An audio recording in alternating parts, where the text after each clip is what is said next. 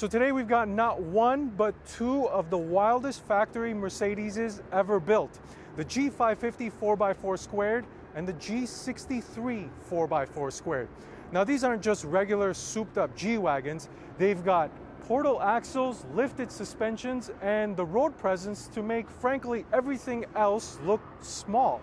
Now, putting aside their crazy specifications with their portal axles and lifted suspensions, the question I'm most curious about is, how do these drive on normal roads?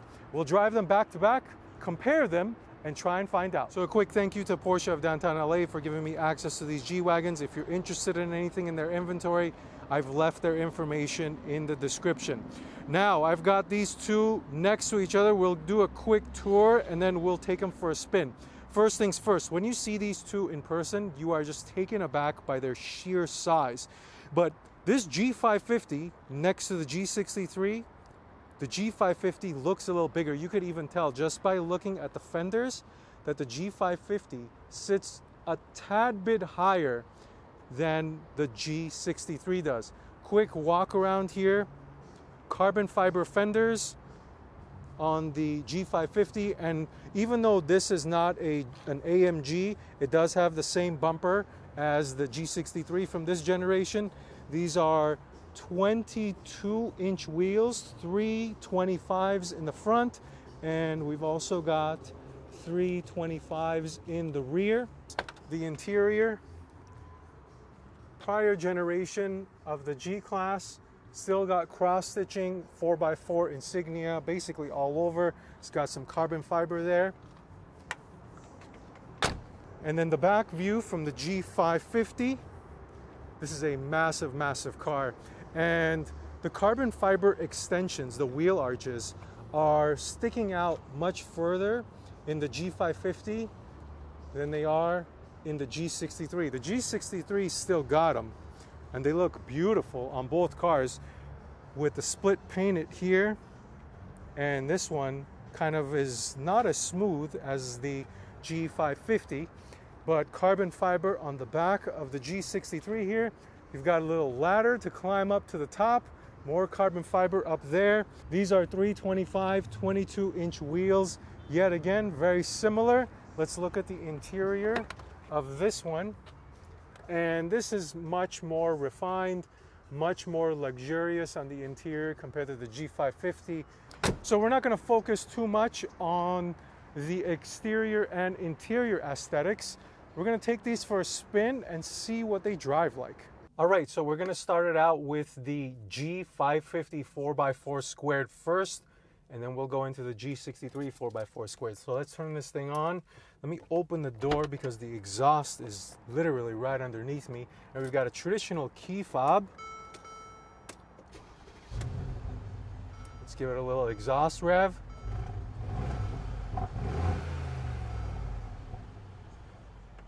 Small amount of pops right down as it gets towards idle. But let's see, I drove this around and it's such a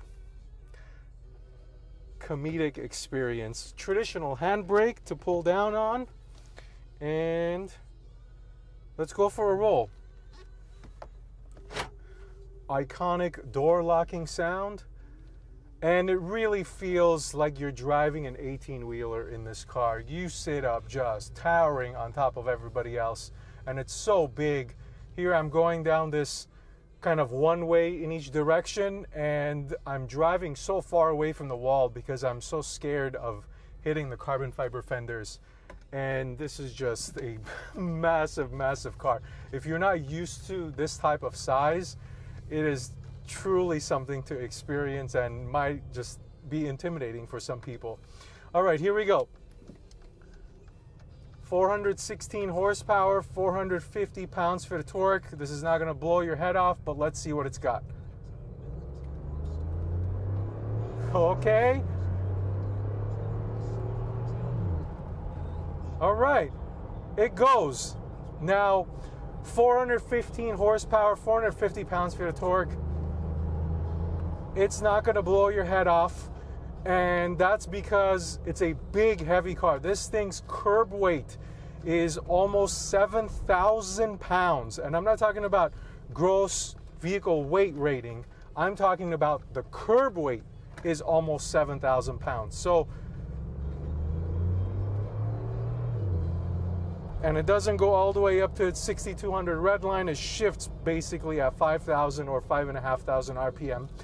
So I would say this is not a quick car. It's not a fast car, but the charm is not in its straight line acceleration. And let me tell you one other thing. When you're driving a car this high, going fast in a straight line kind of is heightened and multiplied. It feels faster because when you're up this high and you're going fast, it's somewhat of this sketchy feeling that you're kind of, I don't know, it doesn't feel boring and it doesn't feel slow. You can't use those two words to describe it. Now, let's talk about the steering. So the steering feel in this car is heavy and the reaction is slow. So you're definitely going to be using your muscles when you're driving this car. It does have heavy feedback and the steering is definitely slow. You give it some motions and it's slow to react. There is some deadness in the center, but this is, I guess, a byproduct of having a car this big, this high, and the suspension set up the way that it is. Speaking of the suspension, so those portal axles. This is a very high car. It's almost 8 feet tall. And I'm gonna call the suspension joyful, playful.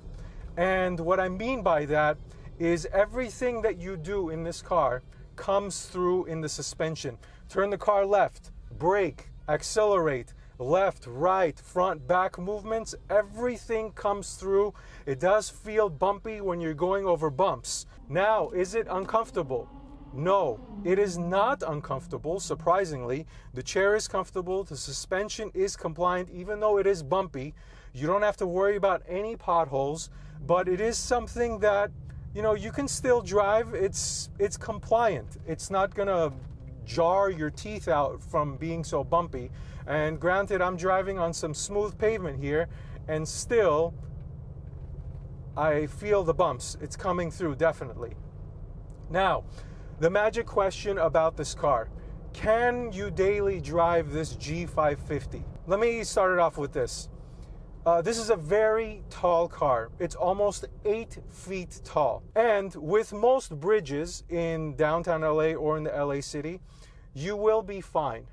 And I even looked this up. There is a minimum height requirement for new bridges being built in LA as 13 or 14 feet. I don't remember exactly. So theoretically, you should not have any issues daily driving this car. Now, that did not make me feel any less unnervous about driving this car here in downtown LA. Everywhere I was doing this, am I gonna make it? Am I not gonna make it? It is definitely something you're extremely conscious of when you're driving, and especially because this is not a cheap car. And to add more insult to injury, that carbon fiber piece that there is on the roof, that is a very large carbon fiber piece. I'd imagine if you scratch it, it is going to cost several $1,000s to get it replaced. Now, not only is this car tall, but it is also equally as wide. It's almost 8 feet wide. And your wheel arches and your wheel extensions are made of carbon fiber. And if you scratch those are also going to cost you several $1,000s to replace. Oh, here's an example. So I'm going through and everything is coming through. I am really moving around. This is the playful part of the suspension. So back to the width. So it's a wide car. And granted, like those bridges and several parking garages, you shouldn't technically have an issue. But there are some narrow streets that you will go down and you will be sweating bullets the entire way, hoping that you're not scratching anything, you're not damaging your carbon fiber fenders, your roof. So the reason why I'm mentioning all of this is this car may inconvenience you in certain driving situations. You may not be able to go into that parking garage, that narrow street you want to use on your daily commute. You may have to go an alternate route. So there is the possibility of this car slightly inconveniencing you on a daily driving situation. Now, with all of that said, okay? This is a very fun car to drive. It has a lot of charm. You will not be able to get this type of experience in any type of SUV. And I say this about the regular G-Wagon, that it delivers an SUV experience that cannot be had in any other SUV. And this is squared, no pun intended. This delivers an experience that you cannot even get in a G63, a regular G63. And it's just fun, it's charming, it is comfortable, the exhaust sounds nice, the visibility is absolutely fantastic. There's a Suburban right there, and I feel like I'm on top of that Suburban. And you don't have to worry about potholes, driveways, any of that stuff. So it does have some charm and a unique driving experience that, again, you're not going to get anywhere else. Now, coming back to the magic question. Is this something that you could drive on a daily basis? And the answer is simply yes, you could. You could practically daily drive any car on a daily basis. Now, would I recommend it? Personally, no. I would skip it. This is a purpose-built car. Use it for its purpose. Use it for off-roading, and if you're in a pinch, sure, you could daily drive it. Me personally, I would not daily drive this thing, mainly because of the way the suspension is set up, and it's kind of bouncy and everything comes through in the driver's seat. So let's end it with the G550. Let's jump into the G63 and see if that will change my mind. All right, now in the G63 4x4 squared, let's turn this thing on and let's do an exhaust run just like the other one.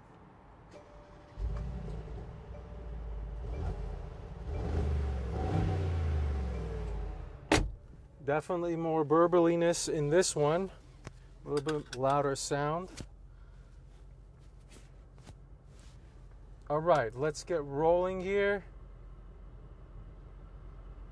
So, first things first, in terms of the ride height, it feels just as high and just as big as the G63, but technically on paper, it is slightly lower.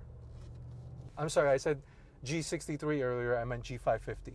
So this one is a little bit lower. Now, I've got more modes to play with in this car. This is definitely more sophisticated than the G550. So I've got normal or comfort, sport, sport plus, individual, and slippery. But just to keep it simple, we're just gonna go in sport plus. 500 plus, 550 plus horsepower in this, 627 pounds for torque. Let's hope. Oh yeah. Woo! Yeah, this is much, much quicker than the G550. Oh, much livelier on the throttle pedal as well. Just overall way, way, way faster than the G550. It still weighs a lot, but it is lighter, about 300-400 pounds lighter than the G550. And on top of that, you've got 150 plus horsepower and almost 200 plus pounds-feet of torque more. Yeah, it pushes you back into your seat. It is quick. 0 to 60 happens in 5 seconds in this compared to, I'm not sure what it is in the other one, but it is definitely much faster. We're gonna let this car pass. And we're gonna try another acceleration. But it is noticeably quicker in this car than it is in the G550. All right, no launch control, just mash it. Squats, the S just falls down, nose dives up, and you just fly away. And remember, same thing I said in the G550. This is 0 to 60 in 5 seconds, but when you're up this high, that speed sensation kind of feels different and it feels fast. Again, this is not a boring car. It is definitely quick and pushes you back into your seat, and it's fun, that's for sure. Okay, now let's go back into comfort and let's run through the same criteria. So the steering, this feels much more buttoned down. This is electronic steering compared to the G550. No deadness in the steering, much, much faster rack. but it does require some muscle still, less than the G550, and it's a lot easier to drive on a daily basis, for example. Next, the suspension feel. It's more of the same. It does feel very playful. You do still get the left, right, front, back motions when you're turning or when you're accelerating or braking, but they're a lot more controlled than the G550, and hence more button down, less float, less deadness, less body motion in this than the G550. So, and overall, this just feels more dramatic because remember, this is a G63, while the G550 is not technically an AMG version. It has some AMG stuff on it, but this is a true full-fledged G63 that's turned into a 4x4 squared. So the exhaust noise is a little bit louder, obviously it's quicker and all of that stuff. Now, the magic question again, can you daily drive this car? Well, let's cover a couple things. It's easier to get in and out of. The interior is a lot more refined and luxurious and just an overall nicer place to be. The suspension is a lot more buttoned down, less wobbliness, less float. It is way faster and hence funner to drive. And on top of that, something that's somewhat hidden in the background of this whole thing is I feel this has a little bit more flex appeal than the G550 does. For this reason, in this generation, there's the G550, there's the G63, and then there's this. This is the top of the line, and it's basically multiplied, squared, again, no pun intended, of a G63. In the prior generation, it was the G550, then the G550 squared, G63, then there was the G63 or G65 6x6, which is a comical car that has 2 axles in the back. But this just feels more of a flex, and the price point actually reflects that as well. The G550 is around 120 to 140,000. These are above 300,000.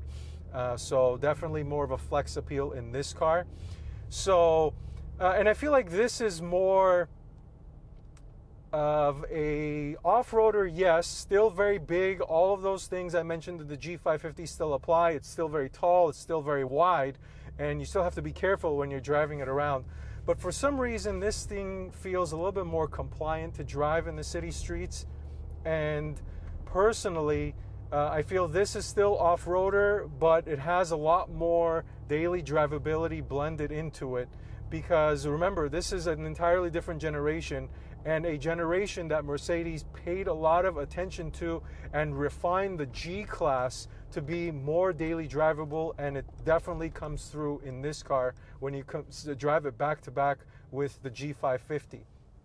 So, back to the magic question. Would I daily drive this, or would I recommend it?